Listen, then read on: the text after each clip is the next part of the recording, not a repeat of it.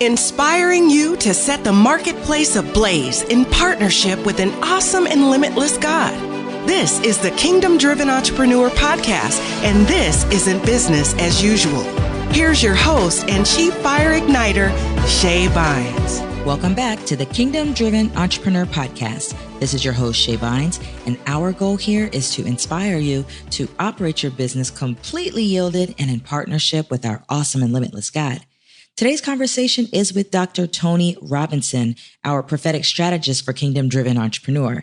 I've started to share more, behind the scenes episodes to bring everyone into what God is doing in this movement, the lessons we're learning, and the adventures we're having along the way. So I pray that the insights that are shared today will be a blessing to you. Listen in and enjoy.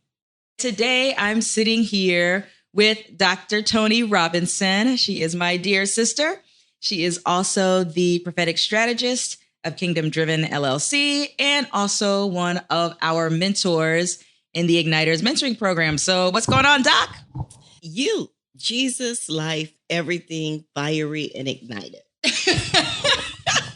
I love it.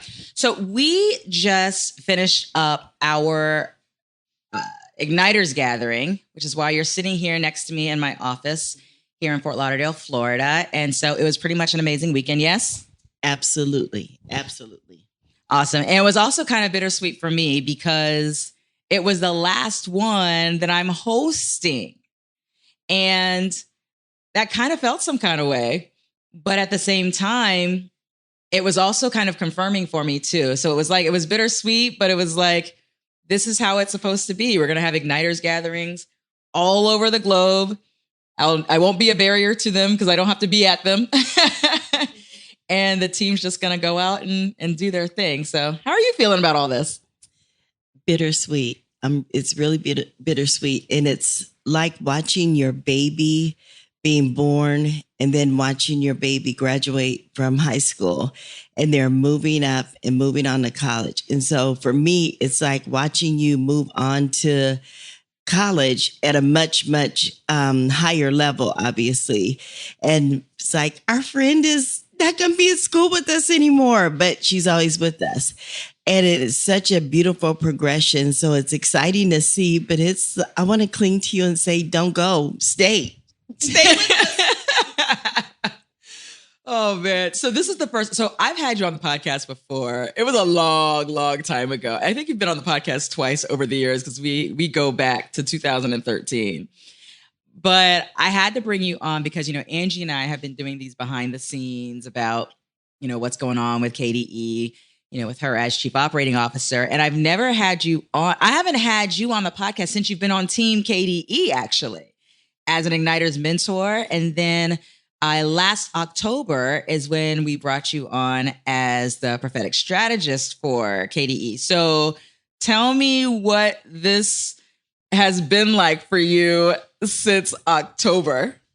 Ooh, okay, so it's been fiery.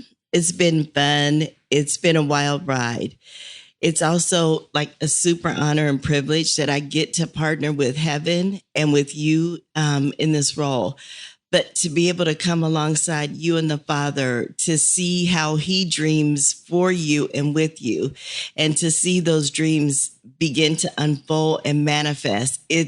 There's nothing that I can say that can adequately describe the intensity of what I feel inside. I love it. And the thing is, we were just kind of making this stuff up as we go along, right? I mean, we've never had a prophetic strategist, on our team before. I didn't really fully know what that meant. I didn't know what it was going to look like, but I remember just seeking God about the role. And I just put together this little job description that was the weirdest job description ever, which was like, yeah, so you pray and we meet and we talk through stuff and I share things with you. You pray, I pray, we come together, we talk about them. It was just this weird job description, but now 8 months in, I could tell you that the things that I wrote down and was thinking, okay, I guess I don't know how this is going to work, but this is what we do. It's exactly what's happening, right? So it seems like weird and simplistic, but it actually is exactly that, which is pray, come together, discuss, strategize, pray some more. Like, that's it. I know from my perspective, because I meet with you on a weekly basis, but tell the folks what it's like what this role is like for you, like the day in the life or the week in the life between you and I having our meetings. Like, what does this look like for you as prophetic strategist of KDE? If you've ever been to a Six Flags park and they have these really wild roller coasters, and there are some like the Superman that shoots you straight up in the air, and then there's other that are like wooden roller coasters that you go down and up. Doing this thing called prophetic strategizing with Shay and KDE is like going to Six Flags. But it's really fun. I get to spend a lot of time, which is an honor and a privilege, by the way, sitting before the Father and just deeply interceding. And then I get to see really amazing visions and pictures of how he sees this, how he sees her in the movement, because this really is a movement. It's not just a company, an organization, an LLC. This is a movement. And getting to see what this movement and the current of it looks like, it is absolutely breathtaking. It's exhilarating. And I can't believe that this is what I get to do. I can't believe this is what I get to do, is to spend time hanging out with God and in the throne room for you. That's amazing. Do you ever have times where you see stuff that you don't tell me about at all? Okay, that's a loaded question because then you're going to ask me, what are they? But absolutely, there are things that I get to see, that I get the honor and privilege of seeing. Oh gosh, I'm not going to cry in this podcast. Maybe I am. That I get to see that I don't have the go or the green light to tell you, because you still have to walk out what's coming. And it's never anything bad. It's always super good things. I wasn't going to cry on this podcast, but the fact that I get to see them, and then I'm like, oh, so then I could tell you after, like, God showed me that, and I knew that was going to happen, but you had to get to that place. And so there are those moments that I do get to see super cool things for you that that are really amazing. So yes. I had a feeling the answer was going to be, yeah, there's plenty I see that you just, I don't say nothing to you about, you know? From my perspective, this has been so awesome for me, because between you, me, and Angie, from an operational perspective, it's been so cool. So having Angie at an operational level has taken me from having to think about a lot of operational things. And so that allows me to, for a lack of a better phrase, it allows me to think higher, if that makes sense, think higher and think further. And so it's cool. The dynamic is really neat, because it's almost as if as soon as Angie came on board, maybe a few weeks or so after Angie came on board, there was things that God used to speak to me about that he stopped talking to me about. Like, he won't even engage me in these conversations, because it's like, that's the role of your COO. And so that's given me the freedom to dream and pray and think and move differently. And then when I run into things that I'm really trying to think through, I can come to you and say, okay, here's what I'm thinking. I think this is what I'm saying. I think this is what he's saying. And it's really confirming when I can sit with you and say, here's what I'm seeing. And so it's like your role is interesting, because it is both. It's almost like your role is supportive of both me and Angie, because you're operational as well as visionary. So it's like we have the beauty of working with you from both perspectives. And we're still figuring some of this stuff out, just kind of how to flow and how to do all this stuff as an organization. But to me, this has been really exciting to just see how God's been moving through these various roles as we're kind of stepping into something different, you know? So is there anything that's been like challenging for you? Because I mean, this is the first time you've been a prophetic strategist for a movement, right? Yeah. Yes, absolutely. The challenge is that I love you so much. And so when I get something for you, I immediately want to be in your inbox, on your telephone, in your face. Like, oh my gosh, I got to tell Shay this. And the challenge is being able to sit with God and hold this and just keep it soaked and saturated and watered in prayer without telling you what I'm seeing. Because I don't ever have a fear that you would take it and like, okay, well, no, thank you, Jesus, because that's just so way out there. And so there's no fear of that. But I also don't want to overwhelm you, which is probably why God is like, yeah, let's just wait on that one for a minute, because we're bringing her up to that level of water, because you already believe you're in over your head and you don't have any idea how far you are from the actual deep end. But it's those moments that are challenging, that I don't get to actually share with you everything. And it's because my heart is so connected to you. I'm like, oh my God, I got to tell Shane this is happening. And it's like, oh, wait, no, we have to let her get here. So we like to let you think that it's a 3-year plan or a 5-year plan. And God's saying, don't tell her it's right around the corner. Wow. That's good. That's good. Let's talk about the prophetic a little bit. So how did you kind of cultivate confidence in what you were believing God was showing you, speaking to you? Like, what was it like for you to develop in confidence to the point that you could embrace the idea of allowing that gift to flow in the context of helping others with their lives and with their businesses? Have you met my mentor? So it started off with me being really afraid to step into this role, to step into this portion of who I am, and trying to really keep it hidden. And I worked really, really hard at trying to keep it hidden. And then I joined Igniters, and I had this mentor. I don't know if you all know her. Her name is Shay. And she wouldn't let it go, and she wouldn't let it rest. And she's like, okay, well, sis, that's not who you are. That's cute, but that's not who you are. This is who you are. And so I had to come face to face with, she's right, this is who I am, and what that would look like. And then the Father really began to have me look at people like Daniel, people like Joseph, who were advisors to kings and politicians, and they had in their spirit influence, where they had authority. And he's like, it's no different than those years ago. This is who you are now, and I need you to step into this.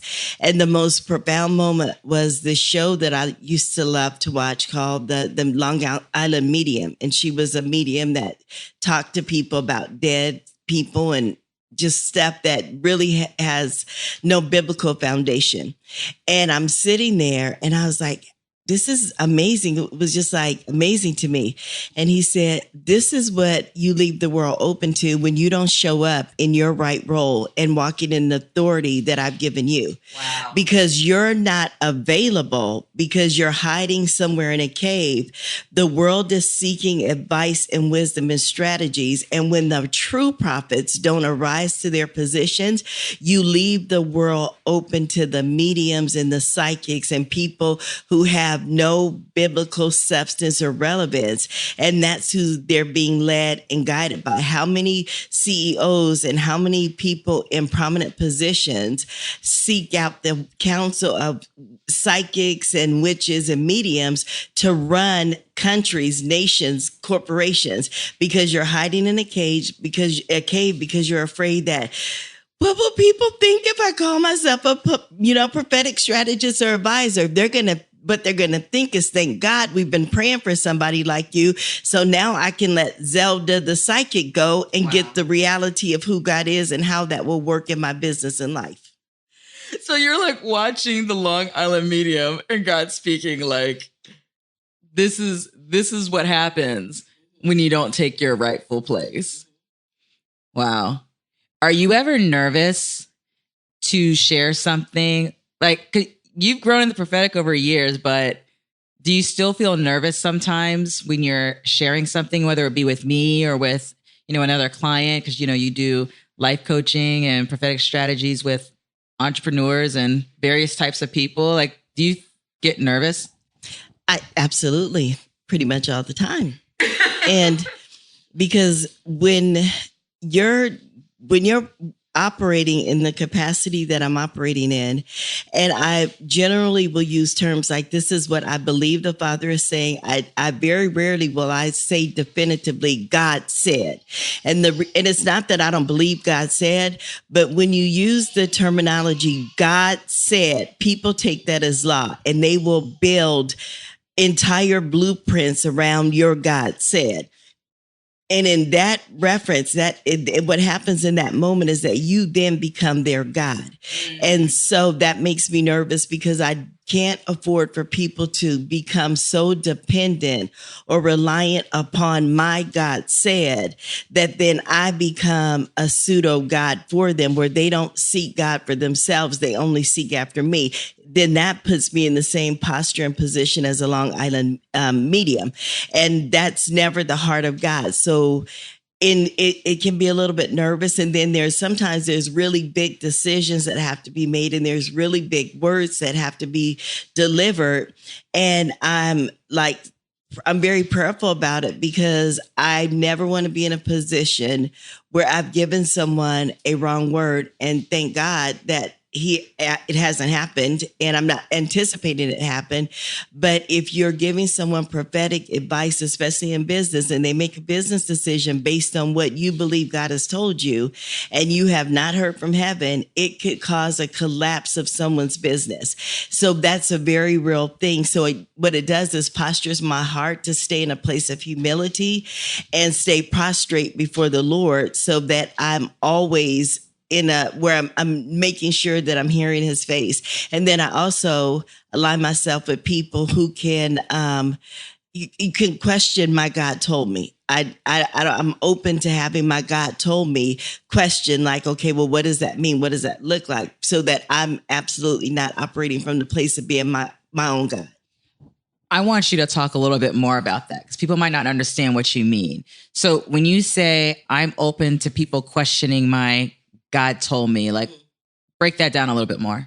Okay, so if I came to Shay and said, Shay, I need to leave KDE. I need to stop prophetic strategizing. I need to stop prophetically advising, because God told me I need to go and walk to the moon and build a house, and I'm going to live there and grow gardens, and supply food for the earth. Well, you and I both know that's really not a reality. I've slipped into an entire different realm it's a whole nother realm.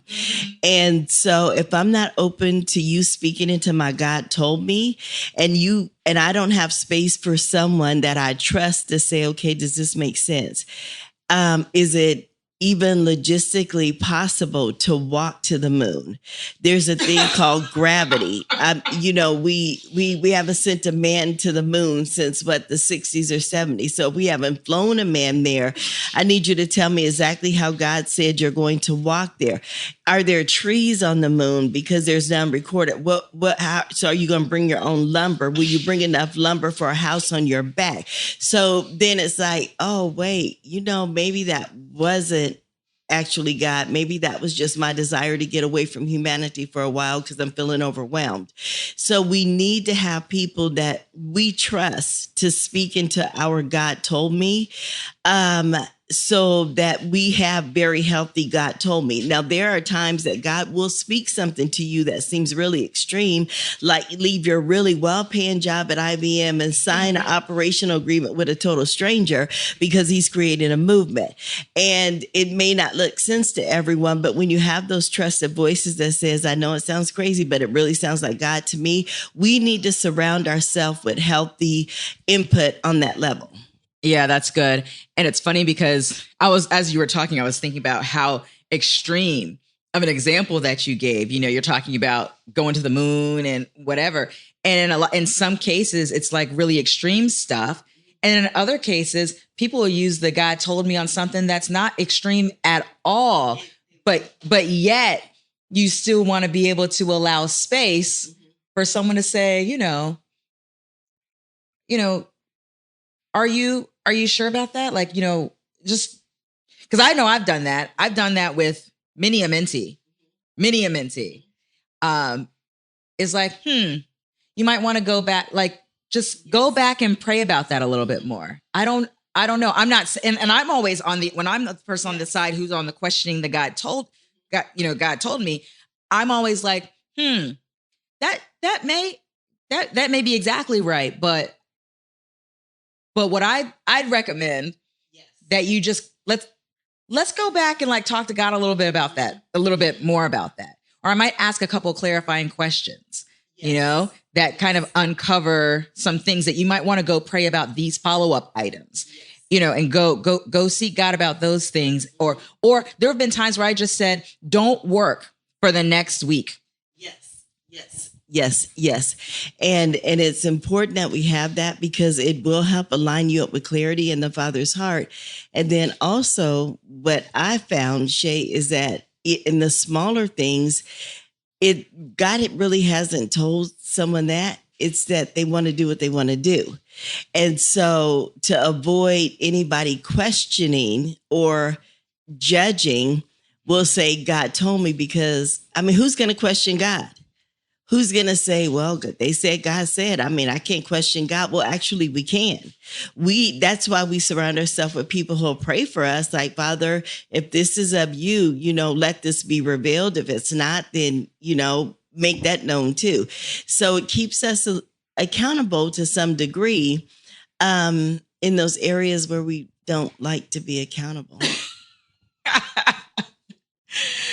So the bottom line of this, I believe, of that little segment is that all of us should have someone in our lives that we give the space to question our God told me's. That's good. Okay, so I always ask Angie this when we do our behind the scenes. So what are you most excited about right now as it relates to things in the world of Kingdom Driven Entrepreneur? Ooh, I'm excited about this shift. I'm so excited about this shift. I'm almost living vicariously through your life with this shift because I know I've had glimpses of where you're going. So I know that, it's not the end of anything. It's just the beginning. And so it's like, what's really the end of the beginning? And I'm excited to see where you're going to go. I'm also excited to see the waves of new entrepreneurs that are coming in. I'm excited about this entire movement that is unleashing entrepreneurs and business people to flow and operate from truly kingdom standpoints and a kingdom presence from the heart of the throne room on the earth. Because when there's water changes things. Water cuts its own course. Water can take boulders and turn it into sand. And we're a movement that's changing the course of how business is done on the earth. And I'm excited to see that because I believe what's happening is that all of this is having offshoots where people that are non-believers or don't operate from the same belief point that we see, they're beginning to take notice of what's happening in this movement. And we're going to have people coming to us, and you're already experiencing some of this, I believe, like Nicodemus in the night, like, how are you doing this? Like there's something different. And they're going to come seeking out advice from kingdom entrepreneurs who are really rolling in kingdom purposes. And it creates an entire revival in the business industries of the earth in America, which changes the cultural climate of business, the economic climate of business. And it has such a far reaching reach that we've only tapped into. So I am excited about that. Yeah. We were talking about for example, with the Igniters gatherings. So right now, our mentor team is all in the United States. But yet God keeps showing me these other areas, right? And it's interesting. I've had moments years ago where I would get ahead of God, like he'd show me something and I would assume that, oh, that must be now. I'm gonna give you an example. In January 2014, I'm in the shower. The Lord shows me South Africa. I was like, oh, okay. Well, we're going to go and we're going to do a retreat in South Africa. Let's see if anyone wants to go, And I was really excited about it. And in fact, we very quickly found someone who was in South Africa, who lived partially in Atlanta and partially in South Africa. And she put all the stuff together, and it was like, we had a whole plan. It was going to be fantastic. And we put it on. People were excited about it in concept. And we put it out there, and it was like crickets.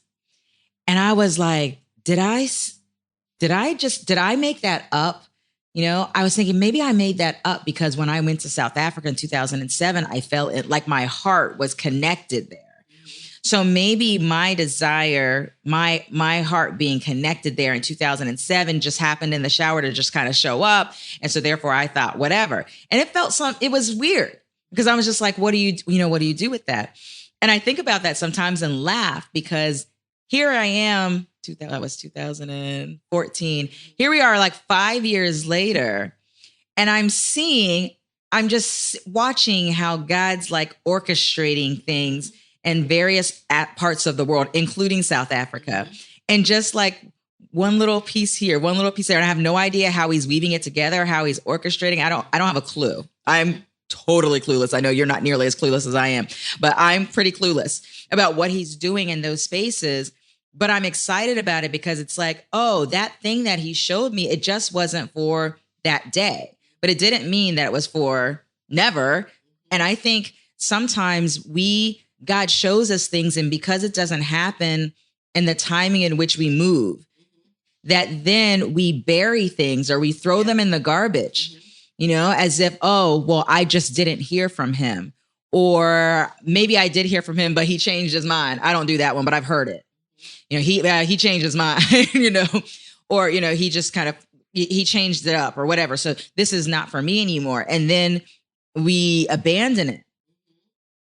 And what I learned in that process was just like, put it on the shelf. Like, and then when you put it on the shelf, that doesn't mean that you've put it on the shelf and you never think about it. You never, whatever. I go back and I pull out my journals, I go and I just like, I've got stuff all over the place, but I go back and I reread stuff from time to time, not every day, not even once a month, but just from time to time. I just feel like I'm going to go back and kind of go and look. And it's so cool to go back and see things that I wrote years ago. And some of those things I see now, but many of those things, I see things on their way to seeing that thing. And I think it's so important that like when God speaks something to our heart, that even if we find out that it's not right then, that we stay engaged in faith. Yes, absolutely. And if you look at this, you say put on the shelf. I look at it as seed in the ground. And when we go back and revisit it with the Father, so we're not looking at it or visiting it like we're going to a memorial or, a grave site like, oh, my dream died and it's buried. No, it's seed in the ground that we get to go back with the Father and we get to water it with our prayers. And then, God's given the increase that something's happening on that shelf. Something's happening to that seed in the ground. And when I look at that, Shay, because it was South Africa, and that's coming, and it's coming, and it is coming. But look at that, because you didn't bury it and just like, okay, it didn't happen. That wasn't God. Just toss it in the ground. It's on the shelf. If you begin to look at the reach that you now have, not just in Africa, but in the Caribbean, all in that area, the islands there. And we have Bahamas, we have Trinidad and Tobago. We have all these, these islands. Look at people came from the islands to KDE Live. We have a major influence now in Australia. And then there's some influence in New Zealand. It is global, and it started with you being open to dream with God with South Africa.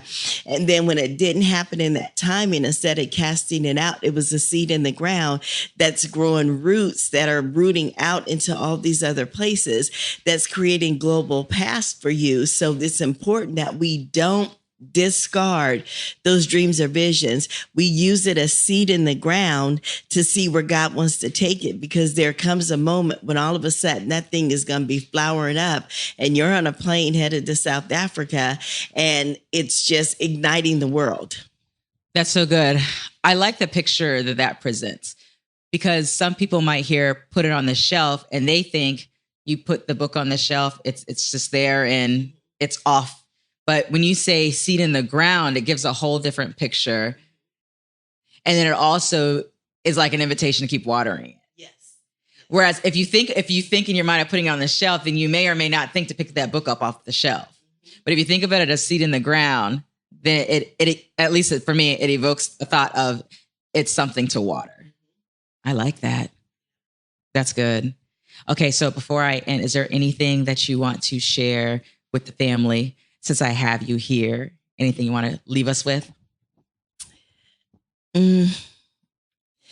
I just want to encourage you all in this. I really want to encourage you all in this, is that if you have not been part of the Igniter program, you really need to be a part of that. And I know this goes out, it's kind of global, whatever that looks like, but get in the movement,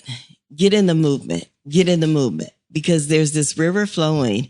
And I'm telling you, where the current of God is, it's electrifying. And if you've never had an opportunity to stand in water with Shay, he would have to understand that this woman brings electricity to water. Literally, she brings electricity to water. And we're in this moment and we're in this movement. And if you're in business, you're in entrepreneurship, I'll encourage you to participate. Don't stand on the side watching the river run by. Get in the water. There's space in the current for you. That was a Dr. Tony Robinson mic drop moment. Oh, so good. Yes. So for those who are unfamiliar with Igniters, what she's talking about, that is our Igniters mentoring program, which opens up pretty much every quarter. So right now we are opened up for those who want to join our October round. And so if you want more information about Igniters, go to kingdomdrivenentrepreneur.com/mentoring. Join the family. Thanks, Tony. Thank you for having me. Thanks for joining us on the Kingdom Driven Entrepreneur podcast. If you've enjoyed what you've heard today, we encourage you to subscribe and spread the word. And don't forget, you can gain access to even more resources, plus a thriving community of fire starters by visiting our website at kingdomdrivenentrepreneur.com.